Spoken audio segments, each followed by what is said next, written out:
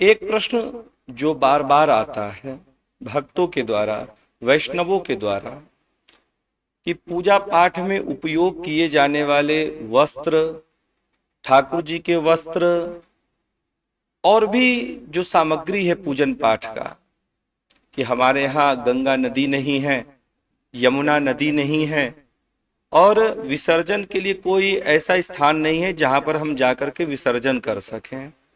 तो हमें क्या करना चाहिए? उन वस्तुओं का विसर्जन किस प्रकार से हो? तो देखिए, उन वस्तुओं के विसर्जन की कई पद्धति हैं। यदि आपके यहाँ गंगा जी नहीं है, जमुना मैया नहीं है, तो आवश्यक नहीं है कि केवल उन वस्त्रों को गंगा या यमुना में ही विसर्जित किया जाए। आप भू विसर्जन भी कर सकते हैं, गड्ढा खोद करके, और गड्ढे के भीतर हम उन वस्तुओं को रख दें जो पूजन पाठ संबंधित वस्तु है। जैसे ठाकुर जी के बहुत सारे वस्त्र हो गए, पुराने वस्त्र है, अब उनका क्या किया जाए? तो गड्ढे खोद करके हम गड्ढे में रख करके ऊपर से फिर मिट्टी भर दें। तो इस प्रकार से भू विसर्जन हो गया। लेकिन ध्यान रखे, जहां पर आपने गड्ढा खोदा है उस स्थान के आसपास कोई नाली ना हो, कहीं कोई गंदा पानी वहां पर ना आकर के जमे, इस बात का विशेष ध्यान दें। लेकिन कई बार क्या होता है कि शहरी जीवन में हमारे पास ऐसा स्थान नहीं होता है कि हम भू विसर्जन कर सकें। ग्रामीण क्षेत्रों में तो ठीक है, खेत है इत्यादि है, कहीं भी जाकर के कर सकते हैं। तो शहरी जीवन में, शहरों में क्या किया जाए? तो आपको बताऊं कि एक ये भी पद्धति है। चूंकि हमारे ठाकुर जी का एक स्वरूप है अग्नि स्वरूप, तेजोमय स्वरूप, अग्नि स्वरूप। तो जो ठाकुर जी के वस्त्र हैं या मंत्र लिखे हुए कोई कागज है, या शादियों का कार्ड भी होता है, देखिए, जिस पे भगवान छपे होते हैं, या बहुत सारा कैलेंडर आपको नए वर्ष में, नए साल में या किसी शुभ तिथि मुहूर्त में मिल जाता है। तो उसका आप क्या करें? आप एक स्थान पर इकट्ठा करके और कपूर लगा करके आप विसर्जन कर सकते हैं अग्नि में।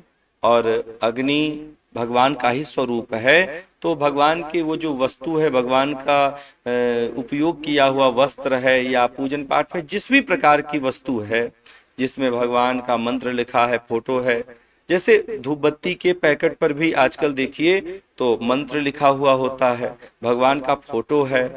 अब कितनी बुरी गति होती है, वो धूप बत्ती हमने जला ली और जला करके डिब्बा फेंक दिया। कहाँ फेंका? तो कूड़े के डब्बे में। कूड़ा वाला आया और कूड़े वाले ने जहां पर मलमूत्र विष्ठा पड़ा हुआ है वहां जाकर के डाल दिया। तो कितना बड़ा अपमान हो रहा है। तो इसीलिए आप क्या करें, ऐसी वस्तुओं का विसर्जन अग्नि में कर सकते हैं।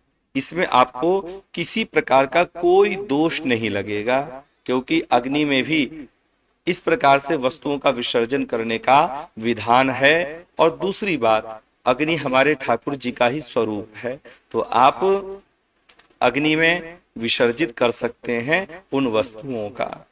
बची बात ये कि जब राख बचेगी तो राख को आप क्या करें, इकट्ठा कर लें।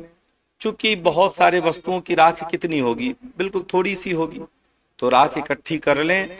और जब कभी आप किसी तीर्थ में जाएं, गंगा, यमुना, सरस्वती इत्यादि नदियों में जाएं, तो वहां प्रवाहित कर सकते हैं। या फिर आप जो अपने घर में गमला लगाते हैं तो उन गमलों में भी राख को डाल देंगे, तो इससे ना तो आपके पौधों को कोई हानि होगी और उन राखों का सही उपयोग भी हो जाएगा और अपमान भी नहीं होगा उन वस्तुओं का, जिन वस्तुओं को अग्नि में डालने से जो राख बची है, तो उन वस्तुओं का अपमान भी नहीं होगा।